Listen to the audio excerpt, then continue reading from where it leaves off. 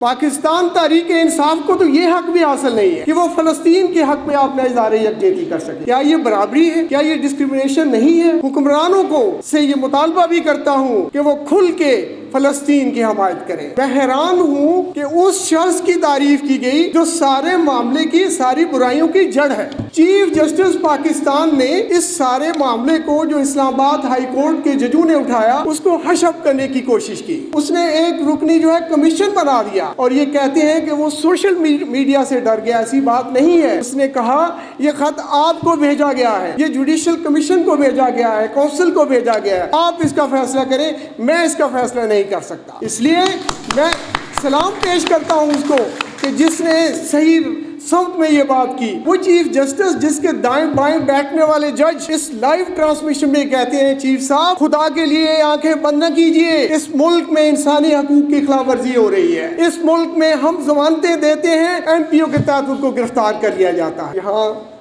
کچھ ایسی باتیں کی گئی کہ میں مجبور ہو گیا کہ میں آپ کے سامنے کچھ واقعات کو درست کر سکوں۔ جہاں تک فلسطین کے متعلق قرارداد، اس قرارداد کے حوالے سے میں اپنے خیالات کا اظہار ضرور مختصراً کروں گا کہ فلسطین میں جو جبر اور ظلم اسرائیل نہیں، امریکہ اور یورپ اور تمام مغربی ممالک جو ظلم و ستم کر رہے ہیں، یہ ہم مسلمانوں کے لیے لمحہ فکریہ ہے۔ ہم مسلمانوں کو، پاکستانیوں کو دامے درمے سکھ میں ان کی مدد کرنی چاہیے۔ اور اس موقع پر میں یہ بھی عرض کرتا چلوں کہ جس ملک میں کسی کرکٹ میچ میں آپ فلسطین کا جھنڈا لے کے نہیں جا سکتے، تو کیا آپ سمجھتے ہیں کہ وہ ملک فلسطینیوں کی مدد کرنے کے لیے تیار ہے؟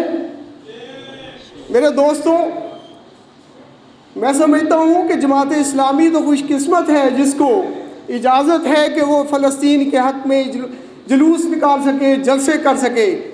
پاکستان تحریک انصاف کو تو یہ حق بھی حاصل نہیں ہے کہ وہ فلسطین کے حق میں اپنا اظہار یکجہتی کر سکے۔ کیا یہ برابری ہے؟ کیا یہ ڈسکریمنیشن نہیں ہے؟ اس لیے میں مختصر کرتے ہوئے فلسطین کے حق میں اظہار یکجہتی کرتا ہوں اور اپنے حکمرانوں کو سے یہ مطالبہ بھی کرتا ہوں کہ وہ کھل کے فلسطین کی حمایت کریں۔ جہاں تک دوسری قرارداد کا تعلق ہے، سیکرٹری صاحب میں مختصراً بات کروں گا کہ اس سٹیج پہ چیف جسٹس پاکستان کی تعریف کی گئی۔ میں حیران ہوں کہ اس شخص کی تعریف کی گئی جو سارے معاملے کی ساری برائیوں کی جڑ ہے۔ چیف جسٹس پاکستان نے اس سارے معاملے کو جو اسلام آباد ہائی کورٹ کے ججوں نے اٹھایا اس کو حشب کرنے کی کوشش کی۔ اس نے ایک رکنی جو ہے کمیشن بنا دیا اور یہ کہتے ہیں کہ وہ سوشل میڈیا سے ڈر گیا۔ ایسی بات نہیں ہے۔ اس نے کہا یہ خط آپ کو بھیجا گیا ہے، یہ جوڈیشل کمیشن کو بھیجا گیا ہے، کونسل کو بھیجا گیا ہے، آپ اس کا فیصلہ کریں، میں اس کا فیصلہ نہیں کر سکتا۔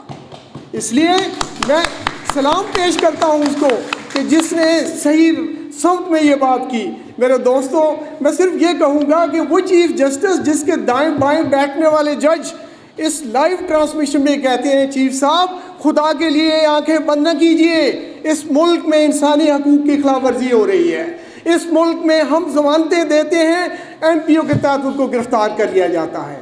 دوسرا جج یہ کہتا ہے کہ چیف جسٹس صاحب آپ کہتے ہیں کہ یہ ہائی کورٹ کا کام ہے۔ میں یہ سمجھتا ہوں ہائی کورٹ کے چیف جسٹس کو اطلاع کر چکے، اس نے کچھ نہیں کیا، اب ہمیں کچھ کرنا پڑے گا۔ لیکن چیف جسٹس 29 تاریخ دے کے اپنے معاملے کو لٹکا رہا ہے۔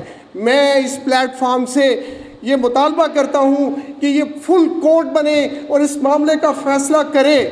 ہم ججز کے حق میں نہیں ہیں، ہم ان ججز کے حق میں ہیں جو ان ایجنسیوں کے خلاف اٹھے ہیں۔ بہت شکریہ۔